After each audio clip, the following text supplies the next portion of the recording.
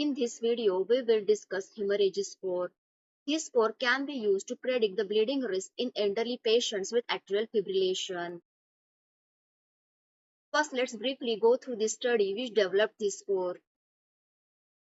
Gadbev et al. In 2006 combined the bleeding risk factors from existing classification schemes to develop a new bleeding risk score, hemorrhage score, to help quantify the risk of bleeding in elderly patients with atrial fibrillation.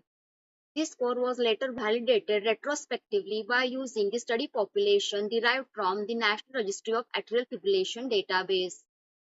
However, this study had several limitations, including retrospective acquisition of data via chart reviews and ICD-9 codes. In addition, the out-of-hospital events and those events which were incorrectly coded were not included in this study. Further, in case of patients with active bleeding, these patients were included in this study irrespective of the degree of the severity of bleeding. Thus, all patients with mild, moderate, and severe bleeding were included. The next three limitations pertain to the risk factors or variables included in this score. The risk factors of anemia, malignancy, and uncontrolled hypertension were included in patient score regardless of their clinical importance. In addition, the variable definitions of hepatic or renal disease and thrombocytopenia were used to validate this score. The genetic risk factor included in this score was not actually tested in the study cohort.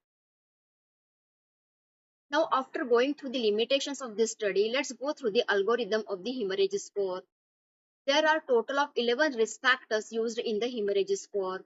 The H stands for hepatic or renal disease, E for ethanol abuse, M for malignancy, O for older age, R for reduced platelet count or function, including aspirin use, any thrombocytopenia or blood dyscrasias like hemophilia, R for rebleeding or the history of previous bleed, H for hypertension, A for anemia with hemoglobin less than 13 in case of males and less than 12 in case of females, G for genetic risk factor of CYP2C9 single nucleotide polymorphism, E for excessive risk of fall, S for stroke. So there are total of 11 risk factors, with each risk factor with the exception of rebleeding or previous bleed is allotted with 1 point each, while the risk factor of rebleeding or previous bleed is allotted with 2 points. So the score ranges from 0 to 12. Now let's see how to interpret this score. For patients with a score of 0 and 1, the number of major bleeds are 1.9 and 2.5% respectively. And in these patients, the initiation of warfarin can be considered as the risk of thrombotic events likely outweighs the risk of bleeding. For patients with a risk score of 2 and 3, the number of major bleeds are 5.3 and 8.4 respectively, and in these patients, alternatives should be considered unless strongly indicated. In case of patients with a score of 4 and 5 and above 5, the number of major bleeds are 10.4 and 12.3 respectively, and in this patient, alternatives should be strongly considered.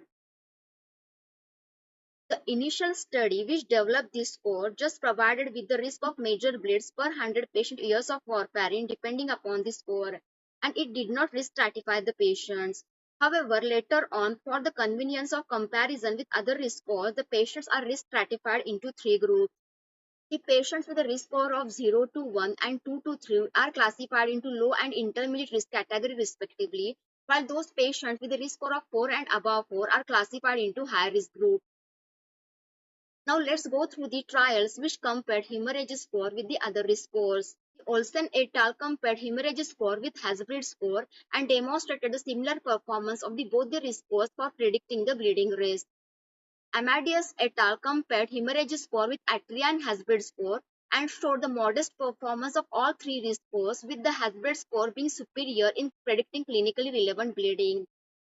This study further demonstrated slightly better performance of hemorrhage score compared to random stratification for predicting clinically relevant bleeding, but for predicting all-cause mortality, hemorrhage score demonstrated worse performance, maybe because of the large number of bleeding-oriented factors included in this score. The study by Rivera et al. Showed that the adding labile INR to the hemorrhage score can improve its predictive value. The meta-analysis of various bleeding risk scores in patients with atrial fibrillation by Chang et al.